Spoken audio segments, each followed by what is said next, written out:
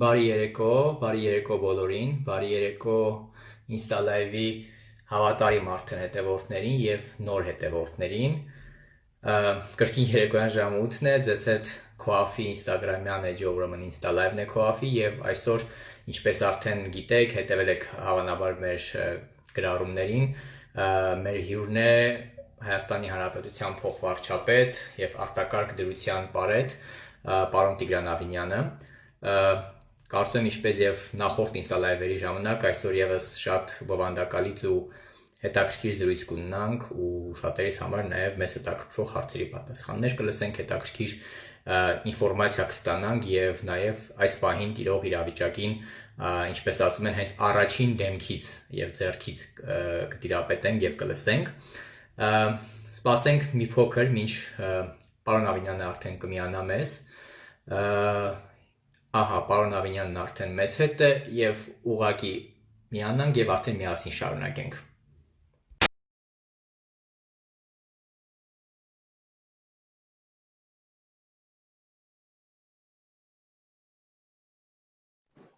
Բարև ձեզ։ Բարև ձեզ, պարոն Ավինյան, ինչպես եք։ Շատ լավ, դուք ինչպես եք։ Լավ, շնորհակալություն, փառք առողջ ենք։ Հուսամ դուք եք։ Այո, շնորհակալություն։ Լավ, նախ պարոն Ավինյան, շնորհակալություն ձեր իսկապես բարի բուն իմաստով, հատկապես այս օրերին բազմազբաղ առօրյայի օրակարգից աշխատանքային մեծ ժամանակ հատկացնելու եւ Coffee Insta Live-ին միանալու համար շատ շնորհակալություն։ Ձեր շնորհակալություն այս հնարավորության համար։ Գիտեք, ես մեր գրեթե բոլոր հյուրերին, նախորդ հյուրերին, այսպես արդեն պլանավորած ունեի, որ մի հատ հարց պիտի բոլորի համար ընդհանուր եւ տալիս էի, թե ինչպես են անցկացնում այս անհրաժեշտ ինքնամեկուսացման ռեժիմը։ Ձեր պարագայում մի տեսակ մտածում էի լայվից առաջ, արդյոք այդ հարցը պիտի առհասարակ տամ թե չէ, եւ եկան եզրահանգում, որ մի տեսակ ավելորդ հարց է ստացվելու, որովհետեւ պարզապես չեք կարող ինքնամեկուսացման մեջ լինել, որովհետև արտակարգ դրության պարետն եք եւ վստահ եմ, որ բառացիորեն արտակարգ ռեժիմով եք աշխատում։ Այնպես որ այս հարցը ձեր պարագայում ես ուղղակի բաց եմ թողնում, չեմ միան անդրադառնալ։ Իրականում որոշ չափով մեկուսացումը գործում է, ուղղակի մեկուսացումը գործում է կառավարության շենքում։ Պարզը։ Շատ լավ, պարոն Ավինյան, երևի հենց տրամաբանական կլինի սկսել այս հարցից, թե ինչպիսին է իրավիճակն այսօր, այս պահին, եւ ինչ կանխատեսումներ ունենք թե համավարակի տարածման տեմպերի մասով եւ թե ակնկալվող եւ սպասվելիք գործողությունների մասով։ Շնորհակալություն։ Իրականում կորոնավիրուսի առանձնահատկություններից մեկն այն է, որ շատ դժվար է կանխատեսել հետագա զարգացումները վարակի տարածման առումով, այնուամենայնիվ մեր ներկա իրավիճակը, որը կարելի ասել վերահսկելի է ամբողջությամբ, որոշ նվազ տեմպով վարակի տարածման այսպեսի շարունակական բնույթն է ներս փուլում եւ մեր սահմանափակումները, որոնք որ ներդրվել են եւ մեկուսացման ինքնամեկուսացման ռեժիմները եւ տեղորոշման համակարգերը, որոնցով մենք կարողանում ենք ավելի էֆեկտիվ հայտնաբերել վարակակիրների շփման շրջանակը, մեզ թույլ է տալիս պնդել, որ ընդհանուր առմամբ մենք բավարար ժամանակ շահել ենք, որպեսզի կարողանանք առողջապահական համակարգը բերել մի մակարդակի, որը կսպասարկի մի քանի հազար վարակակիրների միաժամանակ։ Այս փուլում իրականում այն համակարգը առողջապահական, որը որ նախապատրաստված է, ինքը բավականին թերբեռնված է, փաստացի, եւ դա շատ լավ է։ Եվ ընդհանուր առմամբ մեր հետագա քայլերի համար սա շատ կարևոր է, որովհետև սա մեզ թույլ կտա որոշ չափով փուլ առ փուլ սահմանափակումները նվազեցնել եւ այդ մասին արդեն իսկ սկսել ենք խոսել, արդեն իսկ որոշ ճյուղեր տնտեսական սկսել են բացվել, արդեն որոշ չափով նաեւ նվազեցվել է ինքնամեկուսացման ռեժիմի սահմանափակումները, մարդիկ կարող են ամբողջապես թեկուզ ամբողջ օրը սպորտով զբաղվել, կարող են զբոսնել կրկին որոշակի սահմանափակումներով եւ կրկին սոցիալական հեռավորության պահպանմամբ, բայց ընդհանուր առմամբ իրավիճակը կարելի ասել կառավարելի է եւ մենք շարունակաբար շարունակելու ենք զարգացնել առողջապահական համակարգի կարողությունները, որպիսի խնդիր չունենանք որևէ պահին մարդկանց, հիվանդներին, վարակակիրներին սպասարկելու հետ կապված։ Շատ լավ, շնորհակալություն։ Իսկ պարոն Արյան, ինչ հետևություններ ունենք, որ անում ենք այդ բառի բուն իմաստով արտակարգ իրավիճակից դրությունից,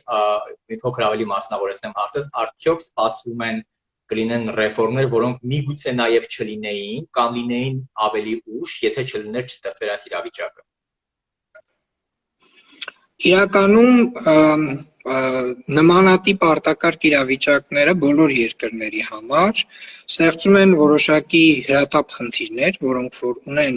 լուծման կարիք եւ փաստացի այս պարագայում կարելի ասել դրանք շատ եւ շատ համընկնում էին այն ընդհանուր ռազմավարության հետ ռեֆորմների, որոնք որ մենք արդեն իսկ որդեգրել ենք։ Եվ մասնավորապես հանրային կառավարման բարեփոխումների շրջանակում շատ լայն փաթեթ էր ենթադրվում ծրագրերի, որոնք որ վերաբերելու էին թվայնացման ծրագրերին, հանրային ծառայությունների թվայնացման ծրագրերին, առցանց ծառայությունների մատուցմանը,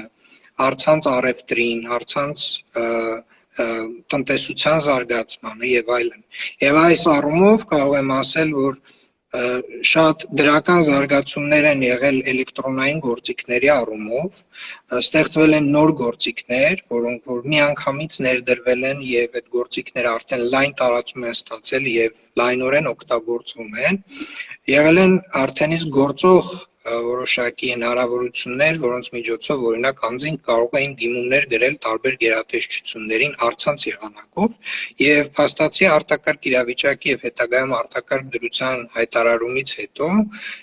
այս գործիքները սկսեցին շատ էֆեկտիվ աշխատել, որովհետեւ իրենք արդեն իսկ կային, պատրաստ էին, ուղղակի օգտագործելիության մակարդակը նրանց բավականին նվազել եւ օրինակի համար մարտի եւ ապրիլի դիմումների քանակը ստացած առցանց կարելի ասել անհամեմատ է բոլոր մնացած ամիսների հետ ստացած դիմումների քանակին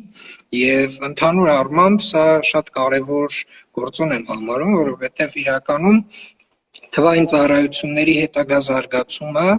մեր առաջնահերթությունների ցանկում է եւ փաստացի այս իրավիճակից ելնելով այդ ծառայությունները ավելի արագ եւ ինտենսիվ տեմպով սկսեցին զարգանալ։ Բայց ընդհանուր առմամբ նաեւ ուզում եմ նշել, որ բացի թվային գործիքների ներմուծումից արտակարգ իրավիճակում մենք հասկացանք, որ հանրային կառավարման համակարգը ունի բազմաթիվ խնդիրներ եւ այդ խնդիրների լուծումները նույնպես դարձան օրակարգային եւ դարձան օրվա խնդիր եւ փաստացի այդ ուղղություններով նույնպես սկսեցին ավելի արագացված տեմպով որոշակի փաթեթներ մշակվել։ Շատ լավ, ես մեկ հարցի եմ ուզում անդրադառնալ, որ օգտատերերից մեկը ես հասցնում եմ նաև կարդալ ընթացքում ինչ են գրում, հարցրեց։ Հարցը ես էլ էի բարբերաբար տարբեր հյուրերին տալի, բայց քանի որ օգտատերն ուզում է ձեզ համար եւս հնչեցնենք այդ հարցը, ինչպիսին կլինի, նա հարցնում է, ըստ ձեզ աշխարհը այս համավարակից հետո, հաղթահարումից հետո։ Իրականում արդեն իսկ մեզ համար ակնհայտ է, որ վարակը եւ ընդհանրապես կորոնավիրուսի տարածումը ինքը բավականին երկարաժամկետ գործընթաց է լինելու եւ հետեւապես ազդելու է էականորեն մեր առօրյա կյանքի վրա եւ օրինակ երբ որ մենք ասում ենք, որ մենք վերադառնում ենք որոշ չափով մեր բնականոն կյանքին, դա ենթադրում է, որ այնուամենայնիվ որոշակի զգուշավորություն եւ որոշակի սահմանափակումներ պետք է շարունակեն գործել եւ դրանք շարունակելու են գործել ոչ միայն Հայաստանում, այլև աշխարհում մեկ բոլոր երկրներում եւ որոշակի նոր կանոնների պահպանման կարիք է լինելու, այսինքն մենք շատ ենք խոսել սոցիալական հեռավորության պահպանման մասին, շատ ենք խոսել հիգիենայի կանոնների մասին, սրանց ավելանալու են նաև որոշակի վայրերում պարտադիր դիմակների կրելու պահանջներ, ձեռնոցների կրելու պահանջներ եւ ընդհանուր առմամբ սրանք վարքագծային որոշակի փոփոխություններ են բերելու հասարակության մոտ, որոնք որ այո դժվարին պայմաններում ապրելու նոր կանոններ են լինելու, այնուամենայնիվ ես համոզված եմ, որ այդ աշխարհը նույնպես բավականին դրական երանգներ է ունենալու եւ կրկին մենք շատ եւ շատ դասեր ենք քաղելու հենց այդ process-ի ընթացքում։ Եվ ընդհանուր առմամբ կարող եմ նաև նշել, որ կունենանք միանշանակ խնդիրներ եւ ոչ միայն մենք կրկին բոլոր երկրները որոշակի ոլորտների հետ, մասնավորապես զբոսաշրջության ոլորտը էականորեն վնասներ է կրելու այս արտակարգ իրավիճակից եւ պետք է արդեն հասկանալ, թե նաեւ եւ բիզնեսը ինքը նույնպես հիմա միանշանակ մտածում է դրա մասին եւ հանրային կառավարման համակարգը նույնպես այդ ուղղությամբ պետք է մտածի, ինչպես մոդիֆիկացնել այն համակարգը, որը գործում է այս փուլում։ Եվ վերջո իրականում կարծում եմ նաև այս ամենը մեզ համար խթան կլինի, որ մենք ել ավելի ճկուն դառնանք, մենք ասելով ես նկատի ունեմ ոչ միայն ֆիզիկական անձանց քաղաքացիներ, նաև նույն բիզնեսին, որի համար սա եւս մի փորձադաշտ է եւ փորձության մի շրջան է, որը միգուցե հետագա ավելի նոր սպասվող փորձությունների, որոնք միշտ էլ կլինեն, չգիտես ինչ տեսքով, ավելի ճկուն լինեն եւ ավելի հեշտադարձվող։ Եվ այո, դուք խոսեցիք որոշակի վարքագծային կանոնների փոփոխության մասին, կիսում եմ ձեր տեսակետը, որ հավանաբար մեր սովորույթների մեջ էլ փոփոխություններ որոշակի կմտնեն եւ մշակութային որոշ փոփոխություններ նաեւ կլինեն, որոնք միգուցեև լավ են իրականում։ Որոնք դրական են միանշանակ։ Շատ լավ։ Ու քանի որ խոսեցինք դասեր քաղելուց, հարցնել հենց տրամաբանորեն բխեցնեմ դրանից, հնարավոր է արդյոք, որ մենք այս իրավիճակից դուրս գանք նաև որոշակի բավականին զգալի դրական արդյունք քաղելով այն իմաստով, որ օրինակ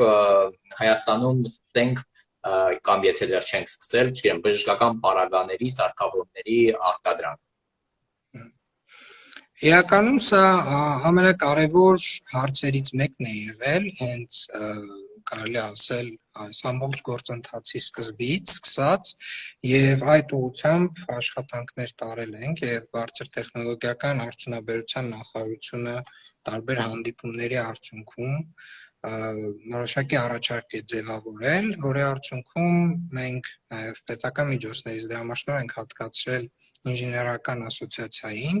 եւ ակնկալում ենք մի քանի ամսում, որ ունենալու ենք մոտավորապես 5 պրոտոտիպ արհեստական սարքերի արտադրված Հայաստանի Հանրապետությունում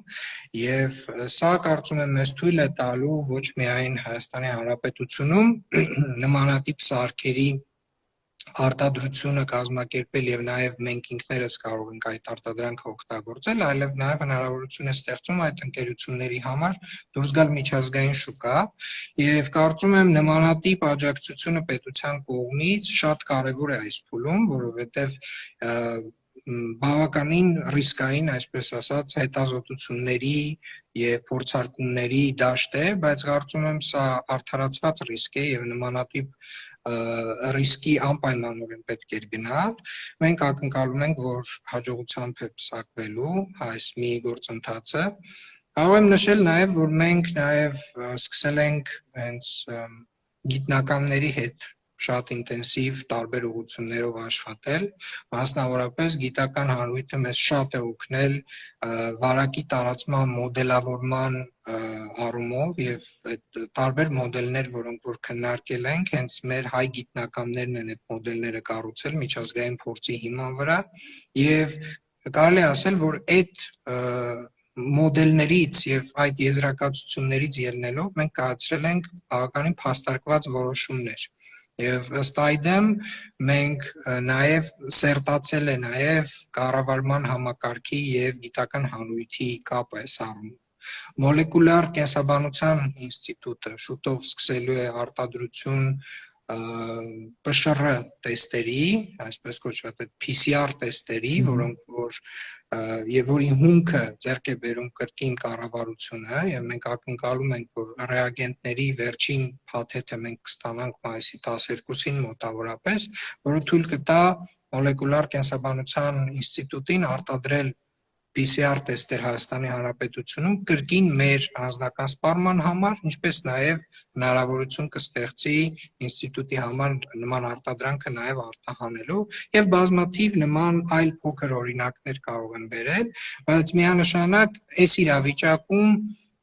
հնարավորություններ նույնպես ստեղծվում են, այսինքն պահանջարկը փոխվում է ընդհանուր առմամբ եւ բոլորը սկսում են փորձել հասկանալ նույնիսկ ոչ թե այսօրվա պահանջարկը ինչպես անել որ բավարարել, այլ նաև կանխատեսել թե վաղը ինչի պահանջարկ է լինելու եւ այդ ուղղությամբ նույնպես աշխատել։ Հիմա օրինակ շատ կարի ֆաբրիկաներ, տեքստիլի գործարաններ կենտրոնացած են դիմակներ կարելու ուղղությամբ եւ սա նույնպես կրկին որոշ չափով արդեն բիզնեսի կարելի ասել այդ վերապրոֆիլավորման օրինակներ են եւ նման օրինակներ շատ են եւ հուսով եմ որ դեռևս շատ կլինեն։ Որքանով տեղյակ եմ եւ որքանով հետեւել եմ դրա ուսին գիտական հանրույթի հետ համագործակցություն կարծես թե եթե չեմ սխալվում գնում է նաեւ թոքերի օթափողության, չէ, համակարգերի նաեւ հետ կապված եւ ուսանք որ այդ ոլորտում եւս իսկապես կլինեն։ Առաջին օրինակը բարձր տեխնոլոգիական արդյունաբերության նախարարության որ բերում է հենց այդ օրինակի մասին էր, այսինքն մենք ակնկալում ենք որ մոտավորապես 4 ամսում թոքերի արհեստական շնչառության սարքերի պրոտոտիպներ ենք ունենալու եւ դրանից հետո նաեւ արդեն ունենալու ենք հնարավոր սերիական արտադրություն ամսական 40-ից 60 օրինակով, որոնք որ իհարկե կարծում եմ ոչ միայն Հայաստանի Հանրապետությանը պետք կգան, այլև նաև մեր գործընկերներին այլ երկրներից։ Ես ուզում եմ, քանի որ հարցերը շատ են գրում, իսկ մենք բնականաբար բոլոր հարցերին չենք հասցնի անդրադառնալ, բայց մի փունջ հարցեր, որոնք իրար նման են, մեկ հարցի մեջ եմ ուզում ձևակերպել օգտատերերի կողմից տրվող, շատ են հարցնում, երբ ֆանիսկ սկսենք աշխատել, երբ ֆանիսկ գործի տրանսպորտը, երբ ֆանիսկ գործեն սպասարկման այնպիսի ծառայություններ, սպասարկման այնպիսի կենտրոններ կամ ծառայություններ մատուցող, ինչպես սրճարան, վարսավիրանոց, միգուցե մի հարցի մեջ ամփոփենք, ես իհարկե հասկանում եմ, որ որոշակի օրը նաև դրան անդրադարձա, որ ամեն ինչ փուլարկում եւ աստիճանաբար պիտի լինի, բայց մեր քաղաքացիները նաև հասկանում են, որ անհամբեր են եւ իսկապես ուզում են իմանալ, միգուցե կարող ենք ակիրճ այսպես անդրադառնալ մի հարցով այդ բոլոր հարցերին։ Շատ լավ, փորձեմ մոտավորապես նկարագրել այն տրամաբանությունը, որի վրա որ կառուցվում են սահմանափակումների հանման որոշումները, մասնավորապես մենք նայում ենք մի քանի հիմնական ցուցանիշի։ Առաջին ցուցանիշներից մեկը վարակի տարածման ինտենսիվությունն է, եւ վարակի տարածման ինտենսիվությունը որքան որ բարձր է, այնքան կարելի ասել վարակը արագ է տարածվում։ Այս փուլում այդ ինտենսիվության ցուցանիշը այս թույլ է տալիս ենթադրել, որ մենք կարող ենք գնալ փուլային սահմանափակումների հանման, մասնավորապես հենց այսօր որոշակի սահմանափակումներ հանվել են մարդկանց ինքնամեկուսացման ռեժիմի հետ կապված, բայց հաջորդ շաբաթ արդեն իսկ նաև հանվել են որոշակի ոլորտներում սահմանափակումները, մասնավորապես շինարարության ոլորտում, մշակող-արդյունաբերության ոլորտում, տարբեր ոլորտներում մշակող-արդյունաբերության, բայց շատ մեծ հավանականությամբ մայիսի 4-ից, այսինքն երկուշաբթի օրվանից կրկին մեծ փաթեթով սահմանափակումները վերացվելու են մշակող-արդյունաբերությունում, վերացվելու են սպասարկման ոլորտում, այսինքն գեղեցկության սրահներում, վարսավիրանոցներում եւ մի քանի այլ նմանատիպ տեսակի գործունեություններում, իհարկե անպայմանորեն որոշակի կանոնների պահպանմամբ, հետագայում դիտարկվելու են բացօթյա սրճարանների բացման հնարավորությունը, հետագայում նոր արդեն փակ կարելի ասել ծննդի օբյեկտների բացման հնարավորությունը եւ որպես բավականին մեծ ռիսկայնություն ունեցող ոլորտ տրանսպորտը հանրային դեռևս չի գործելու, բայց կարծում եմ մենք հարցին կարող ենք անդրադառնալ տրանսպորտի մայիսի կեսերից, ես հասկանում եմ, որ սա ամենամեծ խնդիրներ ստեղծող սահմանափակումներից մեկն է եւ հայցում եմ մեր բոլոր հայրենակիցների ներողամտությունը, այնուամենայնիվ, քանի որ տրանսպորտի ոլորտում միաժամանակ կարելի ասել այս ռիսկը շատ է մեծանում վարակի տարածման հենց տրանսպորտից, այդ իսկ պատճառով տրանսպորտի ոլորտը մնալու է կարելի ասել մայիսի կեսերին ամենավերջին փուլին մոտ։ Մենք արդեն իսկ կրթության նախարարի հետ քննարկել ենք եւ այս տարի փաստացի հերավար կերպով է շարունակվելու եւ ավարտվելու ուսումնական տարին եւ կարծում եմ այդ առումով ոչ բոլոր, բայց հիմնական լուծումները արդեն իսկ տրված են, սա նույնպես պարտադրված ռեֆորմներից մեկն էր, որոնք որ փաստացի այլ ընտրանք ուղակի չունենք եւ այս ուղղությամբ բավականին լավ աշխատանք տարվեց, իհարկե դեռևս կան թերություններ, դեռևս կան երեխաներ, ովքեր որ որոշակի հասանելիության խնդիր ունեն հեռավար ուսուցման, բայց ես համոզված եմ, որ այս խնդիրները մենք նույնպես կարողանալու ենք էֆեկտիվ ձևով լուծել եւ ընդհանուր առմամբ կարելի է ասել, որ այս փուլ առ փուլ որոշակի սահմանափակումների հանման տրամաբանությամբ մենք առաջ կշարժվենք։ Այնուամենայնիվ պետք է հատուկ նշեմ, որ մենք մեր կանխատեսումներում ունենք որոշակի զգուշավորություն եւ յուրաքանչյուր վարքյան, եթե ընդհանուր առմամբ տեսնենք, որ շատ ուժեղ բռնկում է գնում Հայաստանի Հանրապետությունում, կրկին կարող ենք վերադառնալ ավելի խիստ ռեժիմների եւ այդ իսկ պատճառով է, որ փորձում ենք հնարավորինս փուլ առ փուլ եւ արդյունքները գնահատելով առաջ շարժվել։ Կարծում եմ այս պարագայում յուրաքանչյուր քաղաքացի այո պետք է նաև գիտակցի պատասխանատվության չափը եւ նորմայից ավելի պատասխանատու լինենք միմյանց հանդեպ, որպեսզի նաև իօգուտ բոլորիս, որպեսզի ստիպված չլինենք վերադառնալ նաև անհրաժեշտ կրկին սահմանափակումների։ Լավ, պարոն փոխվարչապետ, ձեր փոխվարչապետ լինելու օրվանից մինչ օրս ենթադրում եմ, որ այս շրջանը ամենաբարդն է երևի թե ձեր այս ամբողջ ընթացքում ինչ փոխվարչապետ եք եւ որոնք են գլխավոր հիմնական եւ ամենաբարդ մարտահրավերները, որոնց այս ընթացքում դուք բախվում եք։ Իրականում տարաբնույթ են եղել այդ մարտահրավերները եւ կարող եմ ասել, որ առաջին եւ ամենակարևոր խնդիրը, որին որ մենք բախվել ենք, դա եղել է իրավական կարգավորումների մեր թերիությունը եւ կարելի է ասել, որ սա երևի թե միայն մեր խնդիրը չի եղել, եւ արտակարգ դրության ռեժիմում գործելու ճկունությունը, որը որ ենթադրվում էր, որ պետք է ունենանք,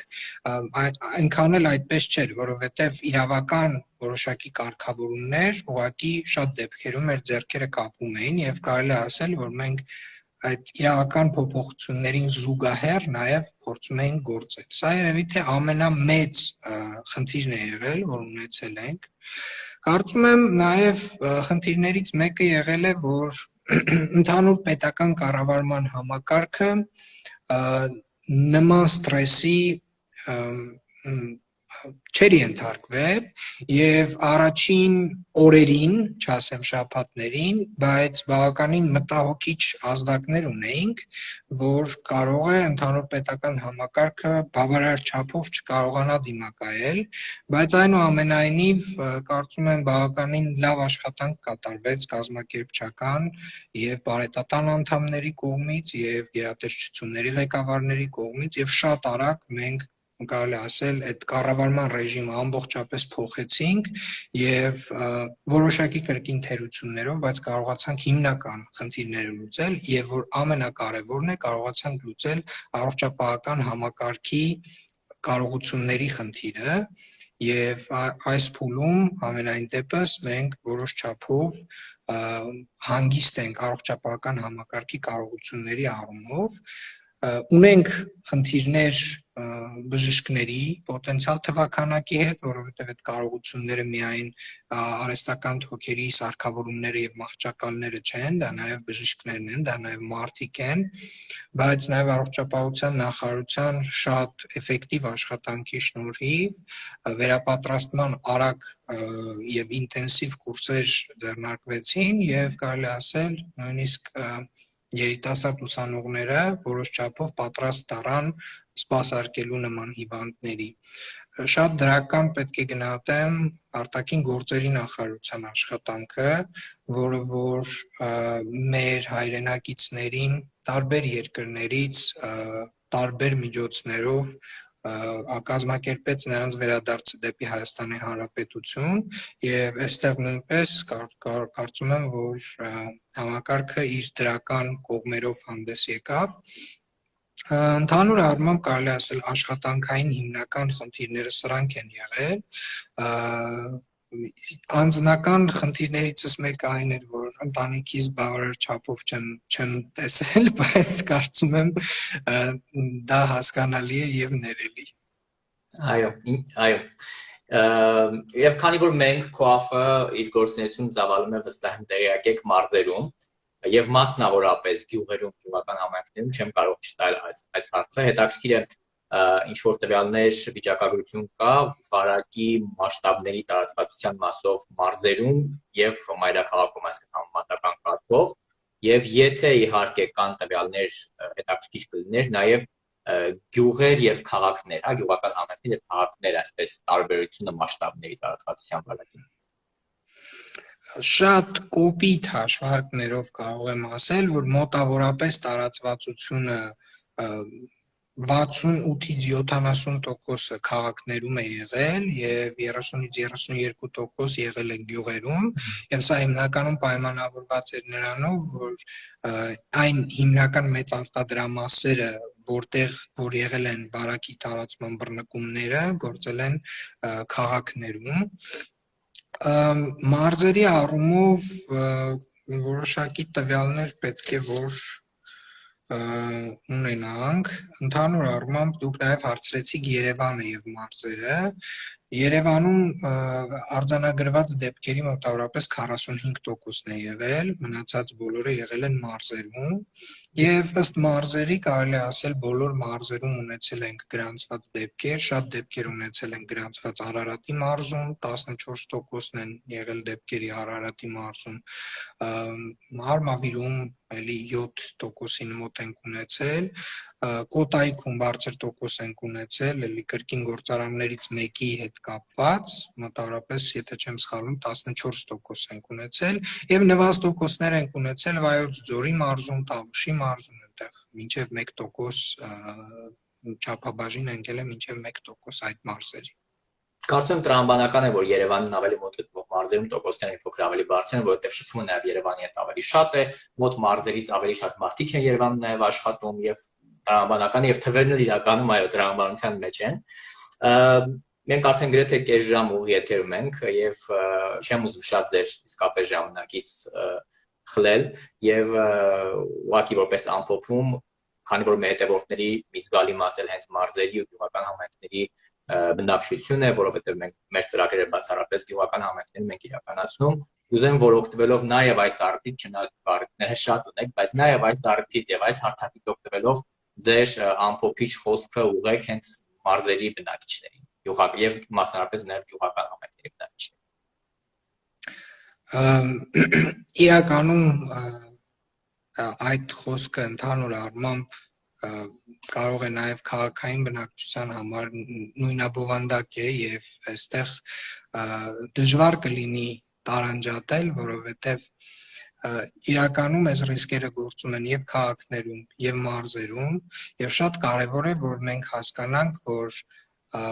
այն բոլոր սահմանափակումները, որոնք որ իրականացվում են բարետատան կողմից,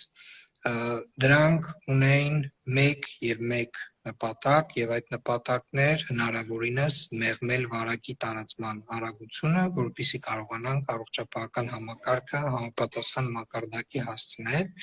եւ ես կարծում եմ որ բարեբախտաբար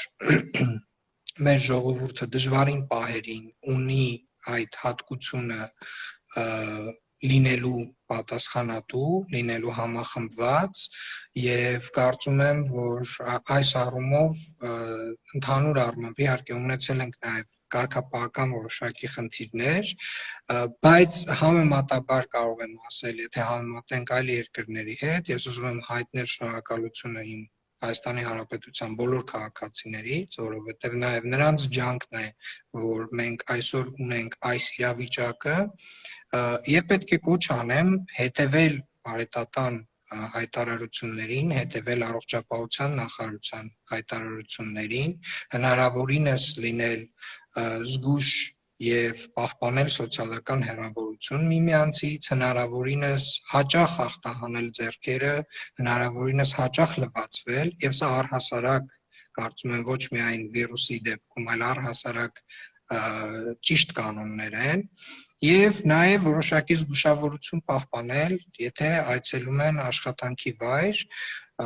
հնարավորության դեպքում կրել դիմակներ, հնարավորության դեպքում կրել ձեռնոցներ, որը կրկին որոշ չափով նվազեցնում է վարակի տարածման արագությունը։ Շնորհակալություն, պարոն Ավինյան, շնորհակալ ենք ձեր ժամանակից մեզ տրամադրելու համար եւ այս հետաքրքիր ու բովանդակալից զրույցի համար։ Լավ եղեք, առողջ եղեք, հաջողություն այս դժվարին առաքելության մեջ եւ խաղաղ երեկո բոլորիս։ Հաջողություն։ Հաջողություն։ Հարգելի հետևորդներ, ավարտվեց եւս մեկ Insta Live, շաբաթվա ընթացքում դեռևս արժևում են այո Insta Live-երը մինչև Կիրակի եւ Կիրակի օրն համերգ լինելու Միքայել Ոսկանյանն է իհանալի կատարումներով հանդես գալու, իսկ վաղը Insta Live-ը ուղևորվում է Լոս Անջելես եւ Insta Live-ը վաղվա Insta Live-ի միացումը կլինի Լոս Անջելեսից շատ հետաքրքիր լուրի հետ Արաքսիա Կարապետյան, ով հայազգի Ամերիկայում բնակվող հայազգի հաղորդավարուհի է, մի խոսքով դուք վաղը դիտեք անպայման նրա հետ Insta Live-ը եւ կրկին հետաքրքիր եւ շատ բովանդակալի զրույց է սպասվում ու ձեր երեկոները ինքնամեկուսացման մեջ դարձրեք ել ավելի եւ կամ մի փոքր ավելի հետաքրքիր նաեւ մեր Insta Live-երի շնորհիվ։ Շնորհակալություն, որ մեզ հետ եք, շնորհակալություն, որ հետևում եք, շարունակեք հետևել մեզ, շարունակեք հետևել Գոհ Աղիկորսնեցյանը, իսկ մենք դեռ կհանդիպենք առայժմ։